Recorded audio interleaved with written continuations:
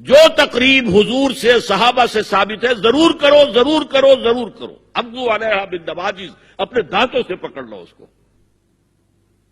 اور جو تقریب ثابت نہیں حضور سے اور صحابہ سے، یقیناً یہ کہیں باہر سے آئی ہے. یا تو ہمارا خاندانی پس منظر جو ہے، اکثر تو ہندوؤں سے مسلمان ہوئے. نمبر 1، نکاح مسجد میں. حدیث موجود ہے ترمذی شریف کی روایت، اعلنوا ھذا النکاح واجعلوہ فی المساجد.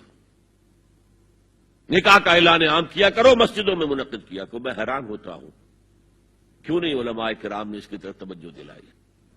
عیسائیوں نے آج تک اپنے چرچ کی اور اپنے پادری کی عزت یہ رکھی ہے کہ شہزادے اور شہزادی کی شادی ہوگی وہ بھی پادری چرچ میں آئیں گے. نمبر 2، نکاح کے موقع پر کوئی دعوت طعام نہیں، کوئی ثابت نہیں. دعوت طعام صرف ایک ہے، وہ ولیمہ ہے.